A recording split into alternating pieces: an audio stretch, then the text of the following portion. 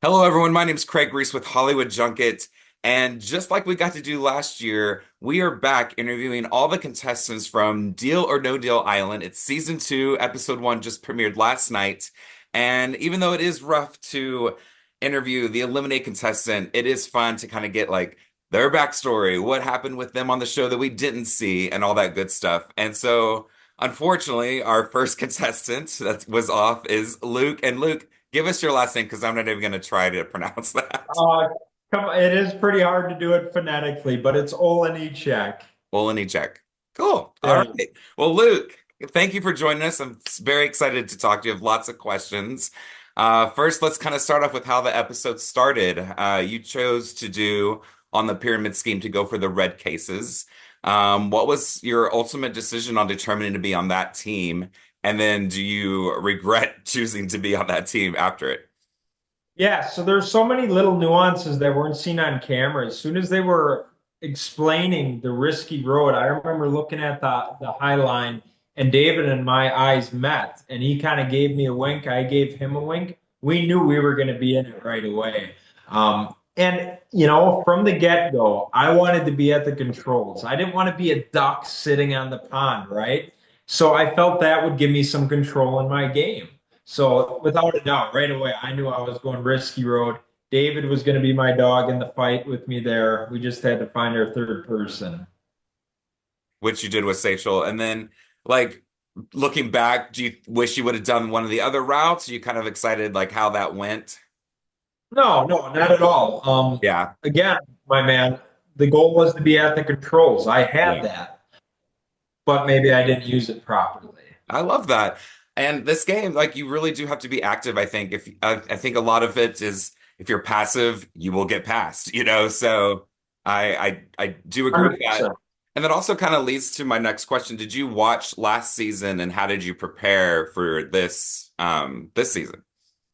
Brother, I'm a private chef back in Wisconsin here, so I had to clear out a lot of dinner parties to be able to go to the Bankers Island. So that Yes. means I had to front load my schedule. I didn't have a lot of free time, to be honest with you. I was cooking. Yeah. Well, cool. Yeah, So you I went in ran kind of blind.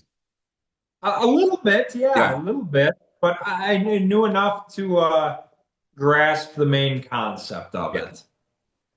When you were doing your deal or no deal game, do you wish players would have given you more feedback or more advice, or were you kind of happy with what No, they were giving? no. At the end of the day, that's just all chatter, my man. Yeah. You really, you that goes against everything I believe in. I wanted to be at the controls. All right, so you want to be at the controls, but yet you want everybody else to influence your game? No, I just assume them be quiet. No, I had plenty of chatter. Yeah. I like that too because then, there's no blaming others or anything like that, You played your game and this is what happens. So, Absolutely. yeah. Absolutely. Tell you what, I was going to be at the controls. I wanted to go out guns ablazing. I got that. That was the only thing guaranteed.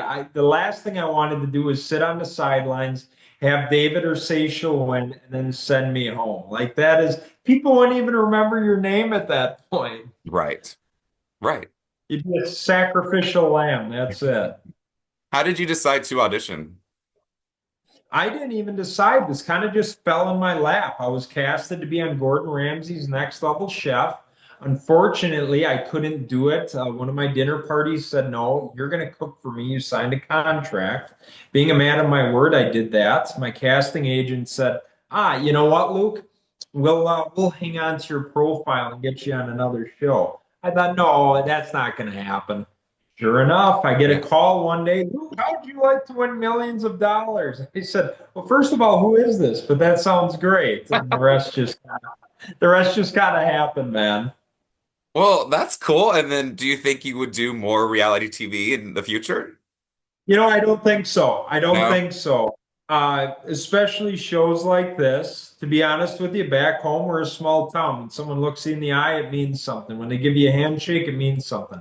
On that island, none of that mattered. It was going to be a lot of backstabbing, a lot of kicking below the belt. I'm not built for that. And to be honest, even to act, I find a hard time doing that. I better just stick to being in the kitchen. I love that. That's a very honest answer, but you seem like a very honest guy, which is sometimes not best for these shows. So, Yeah, you're telling me. To be honest, that's what put me in hot water with Seychelle. You could see she might have been a little almost. I'm getting a lot of flack. People giving Seychelle a hard time on social media right now because she looked toxic, right? I But mean, that's because yes, but I've been watching these shows for a long time, so I know how things are edited. But I actually thought she was kind of right. cool. So, The thing was, is Seychelle was told, because again, I had the gentleman's handshake with David. If I won, David was going to stay. Seychelle was going home. I had that interaction with Seychelle prior to the temple saying, if I won, Seychelle, you're packing up your bags. She had every reason to be upset. yeah, yeah, But she's a New Yorker. She's a firecracker. She's got spunk. yeah, she's gonna be fun to watch. So, yeah, yeah. Well, of course, I was going to ask, like, who were you going to choose, but you just answered that there. That's very cool. I'm glad you were going to stick to your word no matter what. Looking back at it now, I mean, did you know that Parvati and David had previous experiences? Like day one, did you recognize them? And then would that have changed your mind with picking David to choose with him being so experienced? No, I don't think so. Yeah.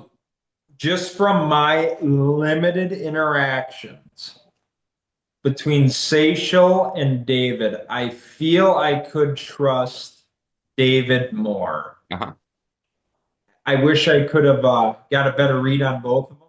However, if Seychelle, if you would have had an alliance with Seychelle, that's someone I want on my team, man. She's a dog. She's got some dog in her. She's gonna fight for you. But Yeah. no, I don't think it would have influenced it too much. We can look at this the other way too. If you're in an alliance with David, the guy's been down the trail before. Tie your kite string to his. Right. Right. At least let him get you to the end and then fight it out from there, but yeah. Besides David and Sachel, who you've talked about trusting and all that, were there any other people that you met? I know it was kind of a short amount of time, but who do you think you would trust the most, and who do you think is someone we need to watch out for is kind of distrustworthy? I would give Rock the keys to my house and my credit card. I would trust that man with anything. That is a man I can get behind. He plays with dignity, and what you see is what you get. Um, Let me put it this way. I'm not going to call anyone out, but I know I got to give you something here. There is more snakes on that island than people I would trust. Yeah. Another person I would probably trust is Lachelle. She's very trustworthy. Um, the rest of them, I'm not so sure about. Yeah. Yeah. Yeah, they did the kind of preview for the rest of the season. I was like, oh, this is gonna get interesting. So, Brother, I made amends with this too. I have to come back home to a small town, right? I have to answer for my actions. Some people will understand if you play dirty. Ah, he was on a show. Other people are always going to wonder, is that who he really is? I feel it yeah. was a blessing to get rescued out of that viper pit because it's going to get wild, man. No doubt. It's going to get ugly. Well, how do you feel now? You've now you've put a dollar into the pot. Like how do you feel about that, and about how you left your mark on that part of the show? Well, I tell you what, you're going to be remembered for something, right? Yes, That's yes. the worst deal in deal or no deal history, right? I'm all Uh, for it. And it is what it is. I love it. Hey, they can only go up from there. At least I hope. Wow, I guess a penny is an option, You're but going to be owing the banker money. yes, yeah. First time ever.